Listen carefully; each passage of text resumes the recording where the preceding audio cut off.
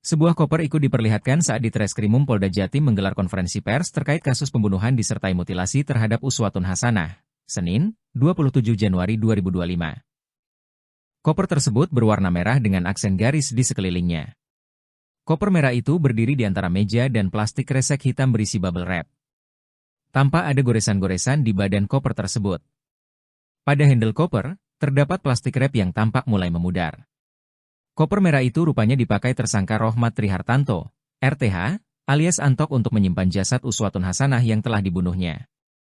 Diketahui, Antok membunuh lalu melakukan mutilasi Uswatun Hasanah di sebuah hotel di Kediri, Minggu, 19 Januari 2025.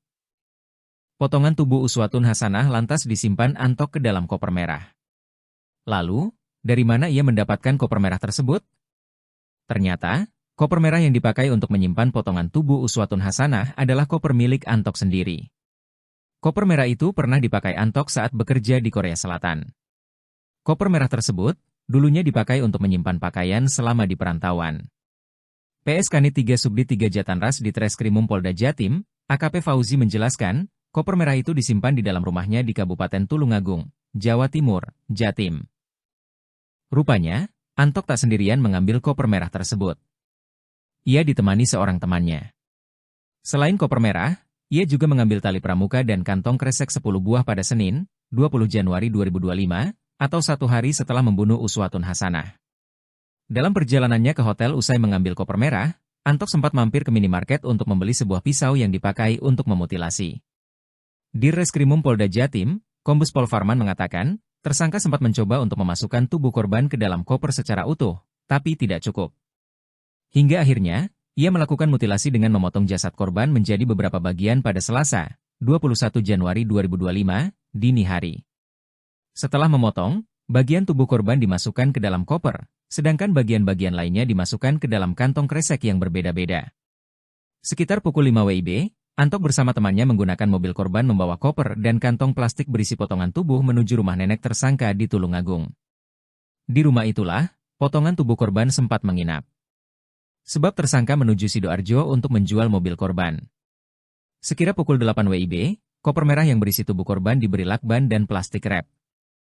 Lalu, sekitar pukul 18.30 WIB, tersangka mengangkut koper dan plastik berisi potongan tubuh korban ke dalam mobil yang disewanya.